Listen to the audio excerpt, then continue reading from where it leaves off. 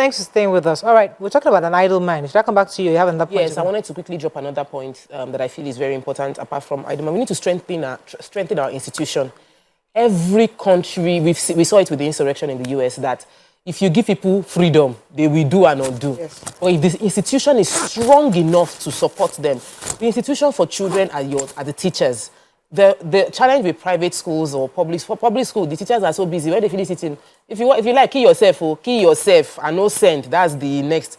For private schools, like I don't want to lose my job, because if you chastise a child too much, the parents can come and rake, and then you might lose your job in school. So everybody is looking away.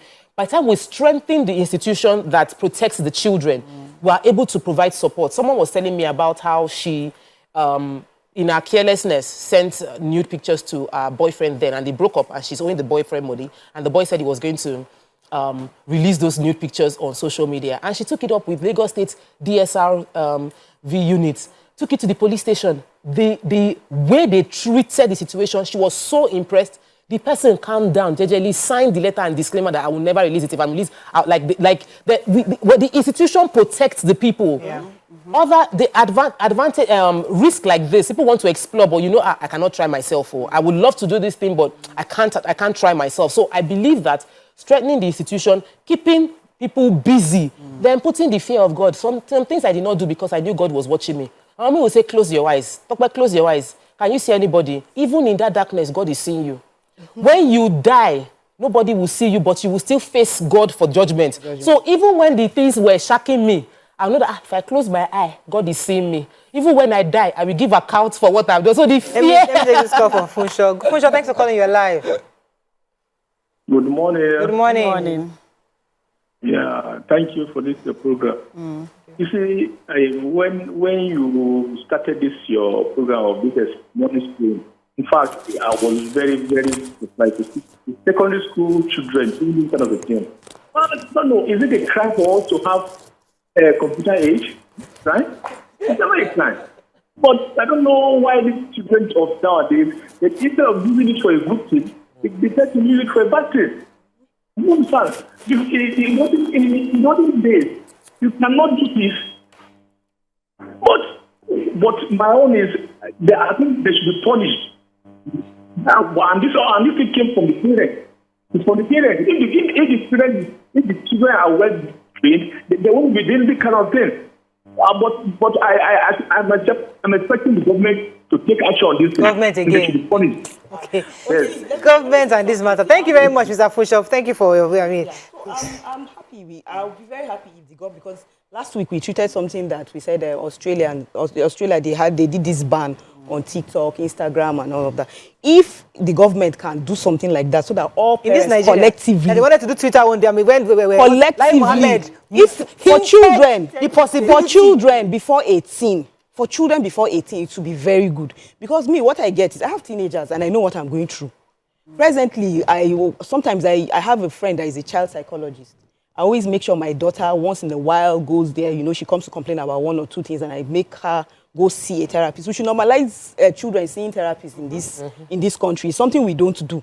It's not everything that a mother can do. You say, a mother, I've talked to my child, I've done this, I've done that. The peer group influence in school is very, very strong. Thank you, Ramatu, for taking me there. Very we'll strong, come especially to the peer group. in boys. I want us to talk about that peer group in a second. Especially in boys, with boys. Yeah.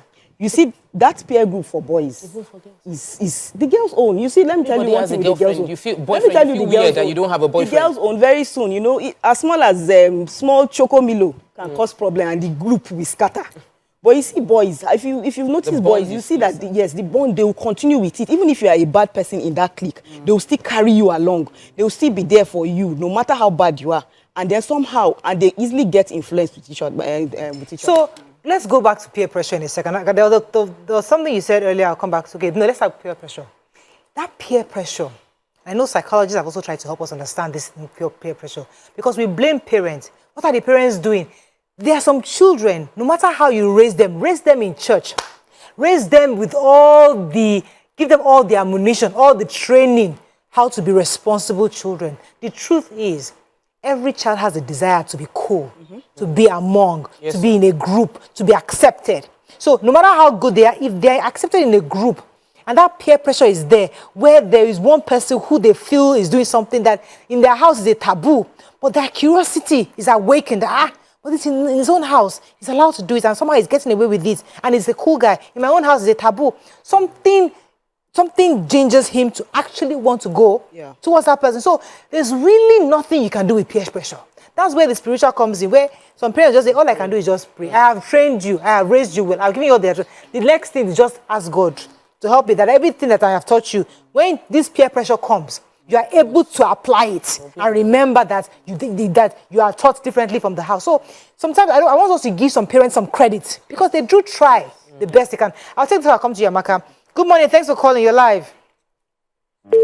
Oh, I'm sorry I lost that call. Amaka, I wanted to jump in. Yeah, so I said peer pressure is real, even for adults. How much more kids? Exactly. God bless you. Peer pressure, how much more children? So the thing is, like Thomas said, like at the end of the day, when they say train up a child in the way, and then because there's so many things that we tried growing up. But then because of our upbringing and values, even though we did some things, but we still try to hold back small because we didn't go as far as we could have gone. You see the way you cannot advise someone that is in love. You cannot advise a curious child. There's nothing you want to say. See, they see the end of that thing before they know. And then when the last person that called, he was talking about is social media or the computer age a bad thing. It's not just about the computer age. During our times, we used to go to the library. Our parents to make sure that we are busy, go to the library. I loved reading, right? But then, because I loved reading, I was reading everything. I know. I was reading romantic novels, Mills and Boone. I'm such a romantic. As far as man and woman, the love is there. Rescuing somebody. So did any horse bring flower? And then you not find out that, and what you're reading, it sticks more in your brain. You're imagining. You are having visual representation. Yes, visual representation. You're reading all those magazines, and then it's just there, right? But so it has nothing to do with the other computer age, no computer age. It's always been there. You know, that it's always been there in different forms. But like I said, it's just the values, and let parents bring up your kids the right way. So even if they try. Let me take I have a caller. Thanks for calling. You're live. Amina. Hello, good morning. Good morning, madam. You're live. Go ahead, please. Okay. Thanks very much. Madam Morayo, you said everything, almost all I wanted to say. The problem we have mostly now is not just parents. Majority of these parents are trying. There's the peer group. The influence on our children is what is affecting most of these children. The influence is so strong that sometimes what the parents are doing at home becomes useless when the children get back to their house. I think all we need to do is to try our best and then leave the rest to God. To be frank, there's nothing anybody can do with the rest of social media influence that we have now. There's nothing that parents can do more than they are doing. So all we need to do is to put kids to prayer. It's not issue of government. The government has done nothing to do. Exactly.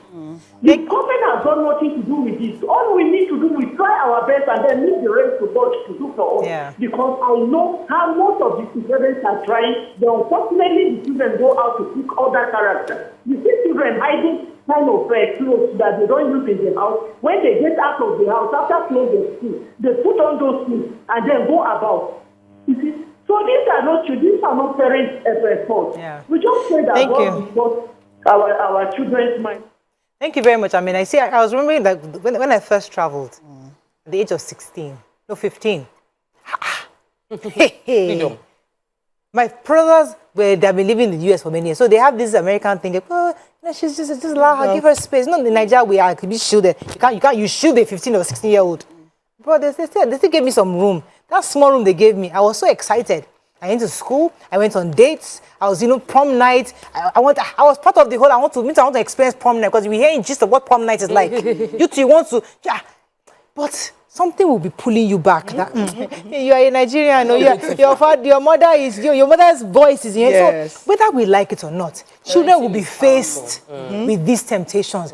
You just keep talking. You keep reminding, and hoping that whatever mistakes they make, they don't go too far. Because whether we like no, some children will make mistakes. Some will think they are perfect, but they made mistakes that we don't know. Yes. They kept it secret. Nobody knows. I want to also talk about identity because, you know, there's something that Praise always talks about when it comes to parenting, that you need to give children, you need to give them this identity, this who they are. ideal of who you are.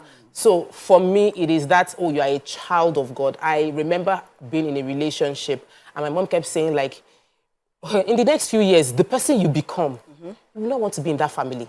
I think that was, you know, like when they sell you that, like, you are more than this, so these people, this person you are thinking is your love of your life. In the next few years, you would feel like this is beneath you, and that don't sell yourself cheap unless somebody come and start saying, I'm the reason she is where she is today, or you will not even be where you want to be because of the relationship. So giving children the identity of you're made for more. How can you be spraying money? That's what most people do now. It's like when they say they're putting tattoo on their bodies, and somebody will say, nobody puts bumper sticker on Bentleys. It's a case of you are a Bentley. If you are Moluwe, you can patch it anyhow. But there are Moluwes and there are Bentleys. Do you want to be a Moluwe or do you want to be a Bentley? Identity. This is who you are. So the person is aspiring for this kind of life. It will not mean they will not still try. But even in that trying, they remember, I am a Bentley, I'm not a Moluwe. Let me take this call from Wale. Wale, thanks for calling. Oh, I'm so sorry. See, there's another part that we've not talked about. Okay. So I wanted to say something about the peer group pressure, right?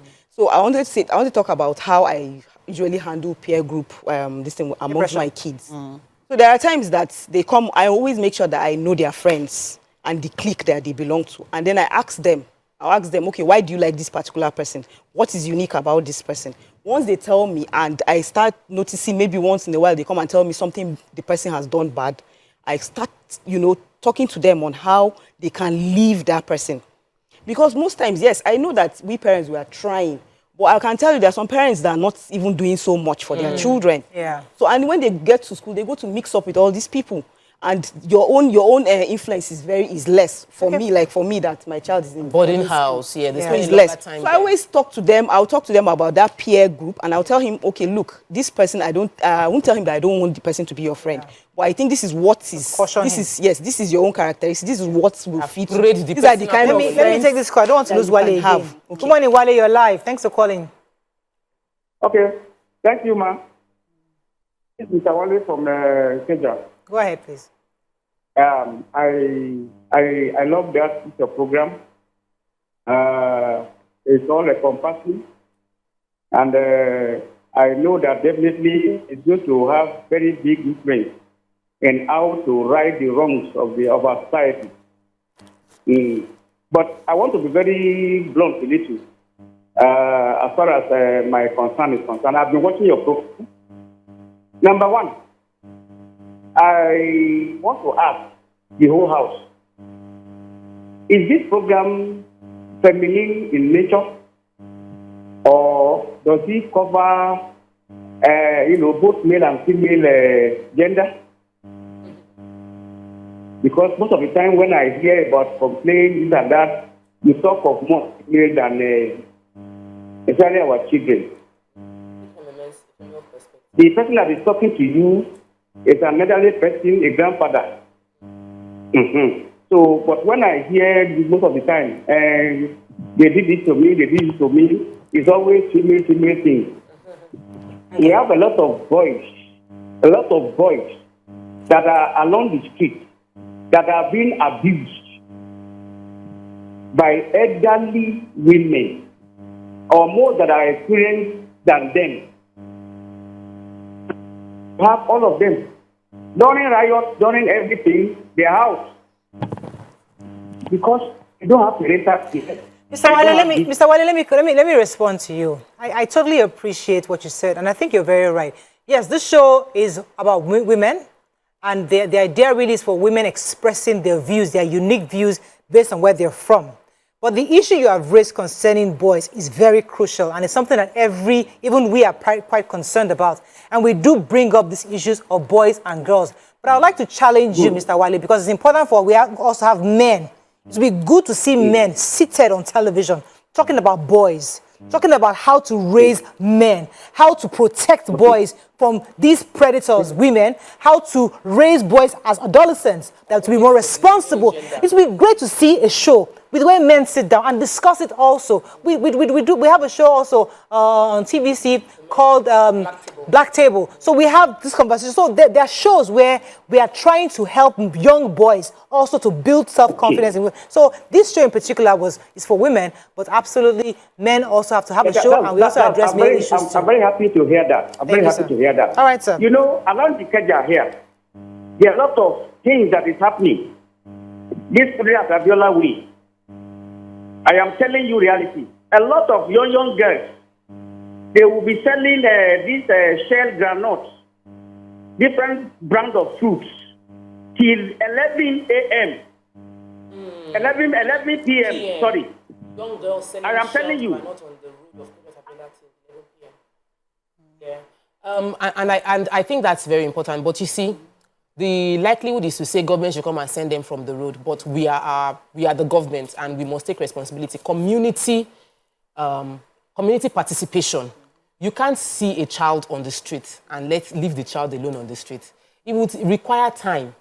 If all of us look the other way, the Samaritan story in the Bible where if people were rushing to do their activities, they abandoned. The Samaritan would have died if the injured person would have died if nobody said, let me help you to get to the hospital. So if you see people on the road, you feel like this child should not be there, have a conversation, find out where does this person stay, see if you can support him. Saying, we have to take these children off the road.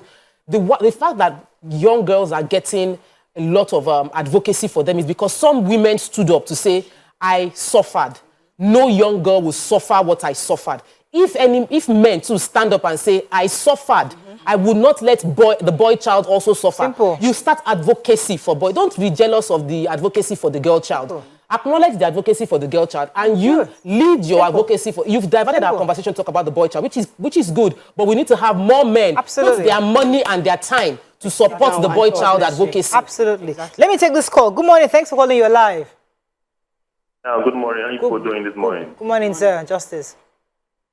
Sir, I really appreciate this topic, and I'm really enjoying the conversation. Can you hear me? Yes, very clearly. Go ahead, please. Okay. You see, this topic is a very important topic to not just to the peer group, not just to the family, to the parents, but to the economy at large. Yeah. Yeah. You see, these things you see these children doing, that they didn't just learn it from the social media. They didn't just learn it from peer group. They didn't learn it from the fact that the parents were not trained.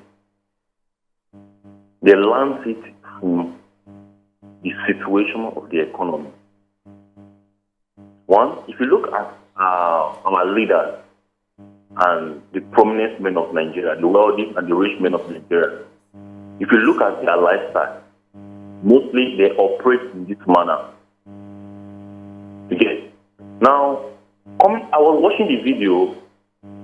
You see, someone asked how did they get the money? We all know that this money was gotten from internet cybercrime.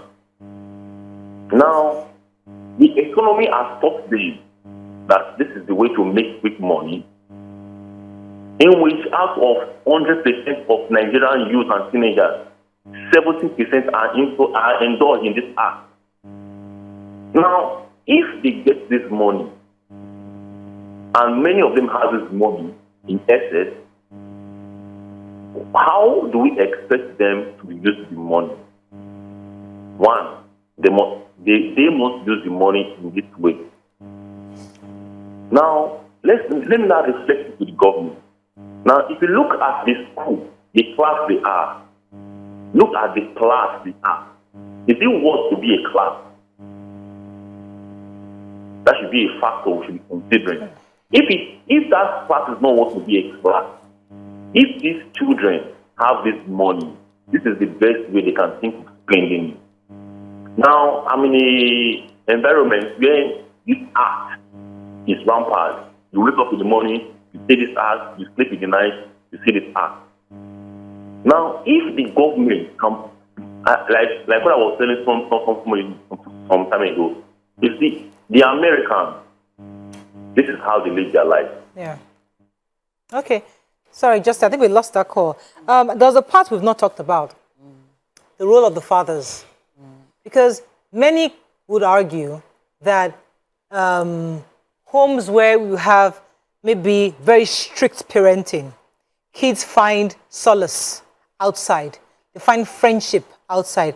But where you have loving parents or loving fathers, especially fathers, there's a way where even when these temptations come for using drugs or having all these vices or even sexual promiscuity, you are able to almost control yourself because you know you don't want to disappoint your father. He's a role model to you. He adores you. And because of that, that's like a pull. When you have somebody who was raised, who beats you up, who is very aggressive, you are scared of coming to him with when those feelings are coming. And then you look for solace outside. So what's the role of not just fathers, but also mothers? Those mothers usually, we try to talk. Some they're absentee mothers, no doubt. Yeah. They're absentee mothers who are not even talking to their children at all. They are busy making money or busy doing it. That's there. So we need present mothers, but also more importantly, present fathers. Because sometimes many of these children, there's that absent parenting such that they're looking for where they can find love. Because some of these parents will admit to you that, okay, yeah, I'm not usually there. But their children are getting involved because they feel that that's where they get the friendship, that's where they get the high, the companion from their friends, the accolades, the validation from their friends. That is the high they're looking for. They don't get that at home. So let us discuss a bit about parenting and how we can be better parents. Yes, I'm not trying to blame parents, but there's a role fathers and mothers play particularly in this. So, yes, so I believe that the tool to fight peer pressure is confidence. And for, like you said, the father figure, instilling and building your child's self-confidence is absolutely everything. Do you understand? I'm lucky, I'm privileged that, you know, I have a loving father and a present father that told me how beautiful I am, how smart I am, how I can be everything. And that was instilled in me. And it made me, when I had friends and I had my group, I wasn't moved. I was always the one influencing other people, not the other way around. Yeah, the influencer, we can tell. And do you understand? Because of the prompt, my father prompted me so much confidence. Okay, pause you because I was going to talk about the school's issue. Is their online, Google, or the classroom. It's part of the problem, but we have to cut off. I'm told that TVC News needs to cut off because there's a Nigeria Customs Service event. Stakeholders meet with traditional and new associates, and they're going live from our Abuja studio. So we have to cut off from the TVC News, but those of you watching us online can continue watching, and those watching on GoTV and StarTimes can also continue to watch us. So, I haven't finished. Yes, you wanted to finish up. So, and then it was also important, like my dad could acknowledge the fact that I was a teenager and that there was crushes and everything, and he would tell me that if a guy, you know, then back in the day when someone comes to visit you or you people keep walking back and forth. I walk to my house, now you will now walk back to your house, we'll now walk back again. My father would say, when a man comes to see you or you have a male visitor, your classmates, a man you can never go to the gates or stand outside the gates to meet a man. I knew that since I was a child. A man, my father said, a man must come inside. That's the man that respects you. And you come inside, you greet my parents, you sit down, you have the conversation. That's how I was brought up. So I was not shy around men. I had my confidence because I was brought up that there's no need to hide. By the time my father talks to you, next time my father will tell you, please come again. When you come again, he's gisting with you. You find out that, you know. But the problem is all these are lessons. We now have to bring it a notch lower because it's not more at that level. It's now at the level of primary, secondary school, junior secondary school. Where now, so do I start telling my 10-year-old, 11-year-old daughter that a man must come and see you in the house? Is that the kind of conversation we start having now? But she has classmates that are boys that they visit. They visit. Some don't. Yeah, classmates. I don't visit. Anyway, for me, parenting is quite difficult this period because the way I was brought up is totally different. So I'm really struggling with this, especially the talking about the sexual part before. Nobody talked to me at my age. You just figured it out. Yeah, I just figured it out on my own. I read books and all. So, and the fact that, and the fact that you're saying that your dad will tell you when you come to see a guy, you come inside. There was a time my dad came to see me in school, and I was, there was bonfire. We went, I was just looking. He called me out, and when he called me, when I went back home, I didn't come back to school for 2 weeks. Wow. He said, Because you're in bonfire? Yes, I was in bonfire. He said, he came, he didn't meet me in the library. I was in bonfire. She is not ready to school. She's not going to school now. I'm a current that age, but she wants to play. So let her, I think she wants to get married, in fact. He took a whole lot, beg before he allowed me to go back to school after 2 weeks. After that, but everybody, I didn't try it again. If I see bonfire like this, I say, no, bad one, I don't want to go. And I come back, we continue this conversation. Hopefully get some solutions. Let's prepare some comments on social media. Stay with us, we'll be right back.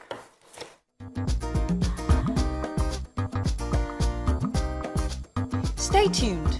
Your View will be right back.